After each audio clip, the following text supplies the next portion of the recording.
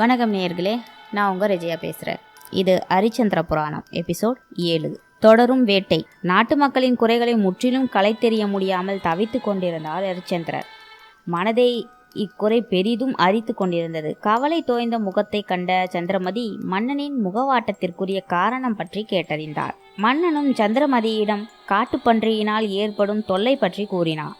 குறையை போக்க தாங்கள் தான் நேரில் செல்ல வேண்டுமா, வீரர்களை அனுப்பினால் போதாதா என்று கேட்டாள். இல்லை அரசி, நாட்டு மக்களின் தீராத தொல்லையை போக்குவது ஒரு மன்னனின் கடமை அல்லவா? அதைவிட அந்நாட்டு மன்னனுக்கு வேறு வேலை என்ன இருக்கிறது?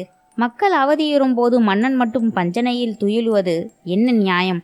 அப்படிப்பட்ட மன்னனை மக்கள் தூற்ற மாட்டார்களா? அப்படிப்பட்ட இழி சொல்லுக்கு நாமும் ஆளாக வேண்டுமா என்று தன் மனவேதனையை வார்த்தைகளால் வடித்தார் ஹரிச்சந்திரன். ஆமாரசே, நீங்கள் சொல்லுவது முற்றிலும் உண்மையே. இருப்பினும் தாங்கள் செல்ல வேண்டாம் என்று நான் கூற காரணம் இருப்பதால் தான் நான் தங்களை போக வேண்டாம் என்று தடுக்கிறேன் என்றாள் சந்திரமதி. காரணமா? அது என்ன என்று வினா எழுப்பினார் ஹரிச்சந்திரர். மன்னா, நேற்றிரவு நான் ஒரு தீய கனவு ஒன்று கண்டேன். அதில் தங்களிடம் முனிவர் ஒருவர் நாட்டை பிடுங்கிவிட்டு காசிக்கு அனுப்புவதாகவும், காசிக்கு சென்ற தாங்கள் வறுமையின் காரணமாக என்னை விற்றுவிடுவதாகவும், தற்பை புல் பறிக்கப் போகும் நம் மைந்தன் லோகிதாசனை பாம்பு தீண்டி இறந்து விடுவது போன்றும் கனவொன்று கண்டேன். அத்தீய கனவினால் நமக்கு ஏதேனும் இடர் ஏற்பட்டு விடுமோ என்ற அச்சம் என் மனதை பெரும் பாடாய்படுத்துகிறது. அதனாலேயே தான் தாங்கள் காட்டிற்கு செல்வதை தடுத்து நிறுத்துகிறேன். அவ்வாறு நான் செய்வதில் தவறேதும் இருந்தால் என்னை மன்னித்தருள வேண்டும் என்று கூறினாள் சந்திரமதி. தேவி, நீ கண்டது கனவுதானே, அதை பெரிதுபடுத்த வேண்டாம். அதை எண்ணி வீணாக கவலைப்படாதே. கனவுகள் எல்லாம் நனவாகிவிட்டால் இறைவனுக்கு வேலையே இல்லாமல் போய்விடும் என்பதை நீ அறிய மாட்டாயா என்றார் ஹரிச்சந்திரர்.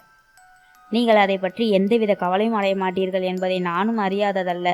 உங்களுக்கு உங்கள் நாட்டு மக்கள் அவர்கள் ஒன்றே பெரிதென கொள்ளும்போது நான் எனது கணவனை பற்றி கவலைப்படாமல் இருக்க முடியுமா என்பதை சற்றே சிந்தித்து பார்க்க வேண்டும். எனவே நீங்கள் வேட்டைக்கு போகும்போது நானும் உங்களுடனேயே இருக்க அனுமதி தரவாவது வேண்டும் என்றாள் சந்திரமதி.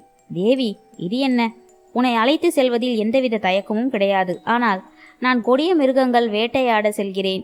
அத்தருணத்தில் பெண்ணாகிய உன்னை அழைத்து செல்வது முறையாகப்படவில்லை. நீ அரண்மனையிலேயே இரு, விரைவிலேயே திரும்பி வந்து விடுவேன்.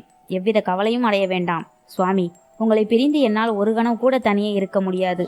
எனவே என்னையும் உங்களுடன் கண்டிப்பாக அழைத்து செல்ல வேண்டும் என்று கேட்டுக்கொள்கிறேன் என்றாள் சந்திரமதி. சந்திரமதியின் வற்புறுத்தலை தட்டி கழிக்க முடியாத ஹரிச்சந்திரன் சந்திரமதியும் தன்னுடன் வர விருப்பம் தெரிவித்தார். உடனே அவளும் கணவனுடன் காட்டிற்கு செல்ல புறப்பட்டு தயாராக இருந்தாள். ஹரிச்சந்திரன் தன் வீரர்களுடன் சந்திரமதியுடன் காட்டுக்கு செல்ல தயாரானார். காட்டிற்கு சென்ற ஹரிச்சந்திரனும் அவனது வீரர்களும் பன்றிகளால் பெரிதும் பாதிக்கப்பட்ட அந்த கிராமத்தின் எல்லையில் கூடாரம் அமைத்து தங்கினார்கள்.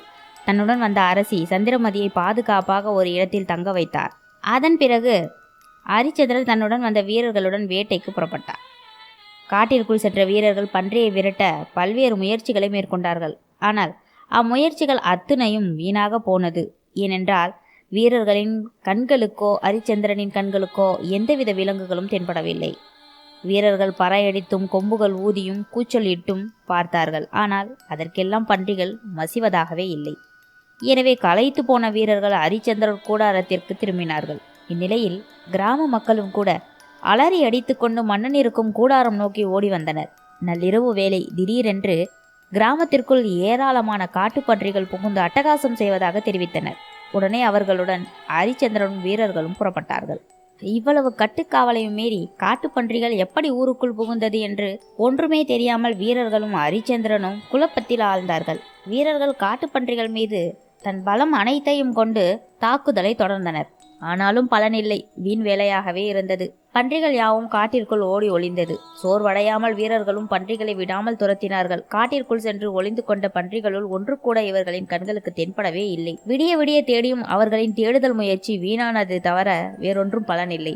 மறுநாள் விடிந்ததும் வீரர்கள் தங்களின் தேடுதல் வேட்டையை மறுபடியும் தொடர்வார்கள். ஆனால் நேற்றைய நிலைதான் இன்றும் என்று ஆகிவிடும். ஹரிச்சந்திரன் காட்டில் இருக்கும் வரை பன்றிகள் எதுவும் தென்படாது. காட்டை விட்டு வந்ததும் பன்றிகள் ஊருக்குள் புகுந்து அட்டகாசம் செய்தது. இந்நிலையிலேயே பல நாட்கள் நீடித்தன. இப்பன்றிகளை அழித்தொழிக்காத வரை தாங்கள் நிம்மதியாய் வாழ முடியாது என்ற நிலைக்கு மக்கள் ஆளாயினர். எனவே மன்னனும் காட்டுப்பன்றிகள் இல்லாமல் அதை ஒழித்து கட்டும் வரை தான் காட்டை விட்டு வெளியேறுவதில்லை என்ற முடிவுக்கு வந்தவனாய் ஹரிச்சந்திரன் காட்டிலேயே தங்கிவிட்டார். ஆகையால் ஹரிச்சந்திரன் கிராமத்தை பாதுகாக்கும் பணியில் மேலும் பல வீரர்கள் ஈடுபடுத்தினார்கள். சில வீரர்களை நிரந்தரமாகவே காட்டுக்குள் தங்க வைத்தார். கிராமத்து கட்டுக்காவலை அதிகரிக்க ஹரிச்சந்திரர் வீரர்களுக்கு சில கட்டளைகளையும் பிறப்பித்தார்.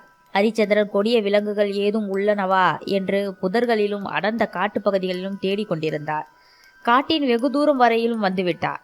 அப்போது திடீரென ஒரு காட்டுப்பன்றி மன்னன் முன்பாக தோன்றியது. ஹரிச்சந்திரன் உடனே அதன் மீது அம்பொன்றை எய்தினார். ஆனால் அம்பு அதன் மீது பட்டு கீழே விழுந்தது. ஆனால் அந்த அம்பு பற்றிய காயம் கூட அதன் மீது இல்லை. இதை கண்டு ஹரிச்சந்திரன் ஆச்சரியமடைந்தார். இதனிடையில் அம்பு பட்ட காட்டுப்பன்றி காட்டுக்குள் ஓடியது. ஹரிச்சந்திரனும் அதை விடாமல் துரத்தியதால் காட்டுக்கு நடுவே வந்தார். ஆனால் அந்த காட்டுப்பன்றி ஹரிச்சந்திரனை போக்கு காண்பித்தது. மாலை நேரமாகிவிட்டபடியால் அது எங்கோ மறைந்தது. இதை அறிந்திருந்த ஹரிச்சந்திரர் யூகிக்க முடியவில்லை என்னவென்று. உடனே தான் வந்த திசையை திரும்பி பார்த்தார். அங்கு வேறு எவருமே இல்லை என்பதை அறிந்து கொண்ட ஹரிச்சந்திரர் தான் தனியே காட்டிற்குள் இருப்பதை உணர்ந்து கொண்டார். பொழுதும் சாய ஆரம்பித்து விட்டது. சிறிது தூரம் தான் வந்த திசை நோக்கி குதிரையை செலுத்தினார். ஆனால் இருளில் தான் வந்த வழியில் அடையாளம் ஒன்றும் தெரியவில்லை. நீண்ட தூரம் பன்றியை துரத்தியதால் அவர் மிகவும் களைத்து போயிருந்தார். பசியும் தாகமும் அவரை வாட்டியது. எனவே அருகில் ஏதாவது நீர்நிலை இருக்கிறதா என்று தேடி அலைந்தார். சிறிது தூரம் சென்றதும் ஆறு ஒன்று அமைதியாக ஓடிக்கொண்டிருந்தது. அதன் அருகில் சென்று நீரை பருகினார். குதிரையையும் நீர் அருந்த செய்தார். குதிரை புல் மேய்தது. மன்னனும் ஓய்வெடுத்து கொண்டார். சற்று நேரம் சென்றதும் குதிரையை பிடித்து கொண்டு சற்று தூரம் நடந்தார். காட்டு எல்லையை விட்டு நகருக்குள் செல்ல முயன்றார். இருட்டி விட்டதால் நகருக்குள் செல்ல வேண்டிய வழி தெரியாமல் காட்டிற்குள்ளேயே சுற்றி சுற்றி வந்தார். ஆனால் வழி ஏதும் தென்படாததால் குதிரையை ஒரு மரத்தடியில் கட்டிவிட்டு விடிந்த பின் சரி செல்லலாம் என்று நினைத்து பயணத்தை இனி இப்போது மேற்கொள்ள முடியாதென்றும் அந்த எண்ணத்திலேயே மரத்தின் கீழேயே ஓய்வெடுத்தும் கொண்டார். காட்டிற்குள்ளிருந்து பல்வேறு விலங்குகளின் ஓசையும் பசிமயக்கமும் அவரை தூங்க விடாமல் செய்தது. எனவே அன்றைக்கு இரவு முழுவதும் தூங்காமல் கண்விழித்தே இருந்தார். அப்போது சிந்தனை சிறகுகள் பலவாறாக வட்டமிட்டு தொடங்கின. இது நாள் வரையிலும் நம் நாட்டிற்குள் எந்தவித விலங்குகளின் தொல்லையோ பயமோ இன்றி மக்கள் நிம்மதியாக வாழ்ந்து வந்தார்கள். இந்நிலையில் திடீரென எங்கிருந்து இந்த காட்டு பன்றிகள் முளைத்தது? இதனால் மக்களுக்குத்தான் எத்தனை துன்பமும் துயரமும், எத்தனை நாள்தான் நிம்மதியில்லாமல் இருப்பது. இன்று தன்னந்தனியே காட்டுக்குள் அலைந்து திரிய வேண்டிய நிலைக்கு ஆளாகிவிட்டது. இவை சாதாரண பன்றிகளாய் தெரியவில்லை. இதனுள் ஏதோ சூழ்ச்சி இருப்பது போல் எனக்கு தோன்றுகிறதே. என்றுதான் தீருமோ இந்த பெரும் தொல்லை என்று சிந்தித்த ஹரிச்சந்திரன் சற்றே கண்ணயர்ந்து விட்டார். இதனிடையே ஹரிச்சந்திரர் கெட்ட கனவு ஒன்றை கண்டார். அதன் விளைவாக திடுதிப்பென கண் விழித்தார். கண் விழித்து பார்த்த ஹரிச்சந்திரன் நன்கு பொழுது புலர்ந்து விட்டதை கண்டார். எழுந்து அவர் அரண்மனைக்கு புறப்பட தயாரானார். ஆனால் அவரால் காட்டை சுற்றி சுற்றி வர முடிந்ததே அல்லாமல் சரியான வழியை கண்டுபிடிக்கவே முடியவில்லை. பார்க்கலாம் அடுத்த எபிசோடில். இதை தொடர்ந்திருங்கள். நன்றி நேயர்களே, வணக்கம்.